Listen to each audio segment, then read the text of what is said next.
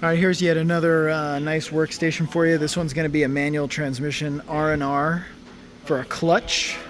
It happens to be four-wheel drive, which is why you'll be using this one. So you got this rear drive shaft that's got to come out. You've also got this transfer case that's going to stay on the transmission. You're going to drop them both as an assembly. So you're dealing with some of the connections and stuff back here. Then you got this front drive shaft that's going to have to come out. So by the time you get both the drive shafts out, it's not so bad. The next step that I would do, so Logan, you're gonna figure this out, but the next step that I would do, you do this several ways. Sometimes I'll put a post jack back here, or other times I'll just go straight for the transmission jack up under here. But if you get the transmission jack under there, and then you get this whole, this cross member out with these bolts, and these mount nuts up in there, you don't have to get it from there. You can just get it from here. I mean, we got the one. Yeah, you're just taking out double for no reason. See these?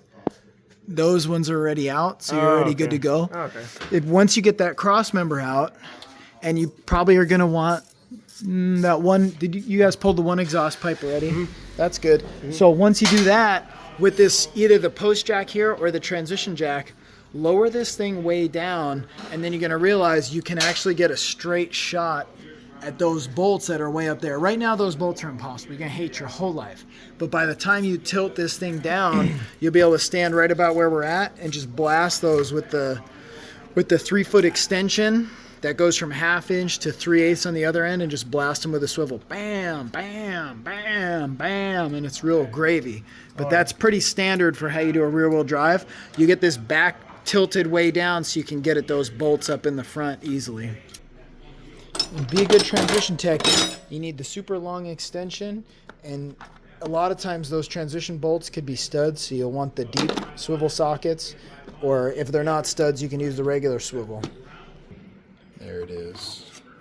This is the weapon, 1/2 inch, 3/8. Without this, you are a no one in transmission land. A no one. Yes, all right, when you guys pull it down, let me know. Oh, and also, as a note, the slave cylinder right here, TIS is probably going to call for you to undo that line. If you undo the line, what do you need to do?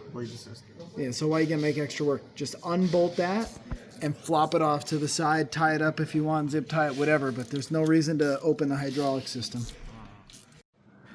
All right, so we just dropped this down. You can now see how much space you got. If you stand right up in here with that big bad boy extension, you can nail all those bolts down straight up with the impact. You able to get those with the impact?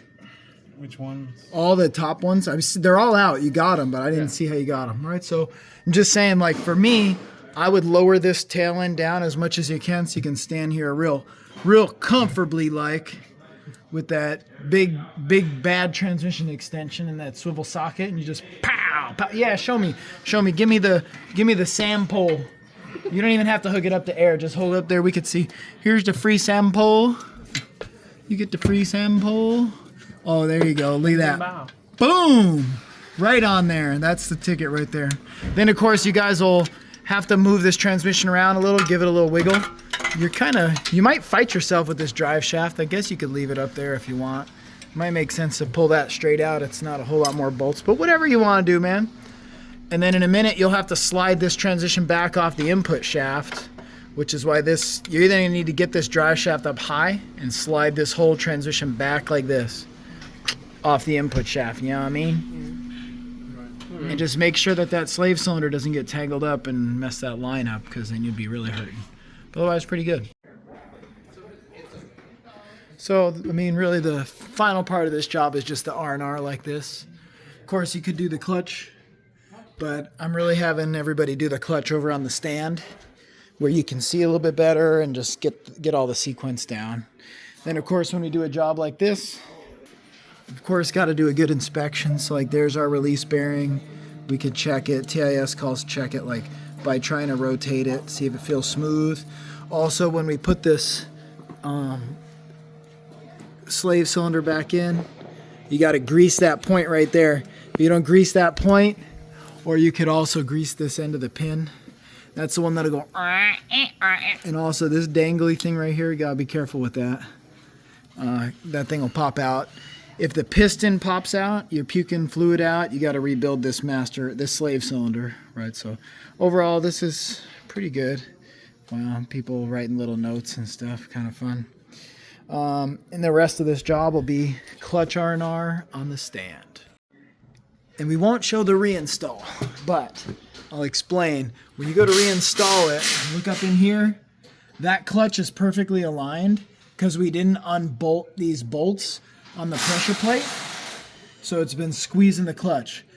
If that clutch for some reason is out of center, when you go to put this in, your input shaft won't spline right up to the clutch, and you'll bang it around and potentially break that clutch hub. And also, if you look, we got those splines. So when we lift this up in here, we're trying to align it. You might have to tilt it like this. You know, you have to move it a little bit like this to get it to spline, and then boom, it'll go in. And a really cool tip, they do make, where those bell housing bolts are, they make studs that you can put on there that are long, and you can use them as guides in those holes. That's a pretty cool little trick, but you don't usually need it. This is not going to be that difficult.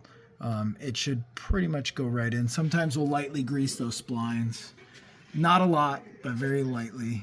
That one looks like it's already got something, but maybe could use a little bit. So not a real big deal. You guys figured out how to get the shifter pretty good. Nice work. There's a video on that.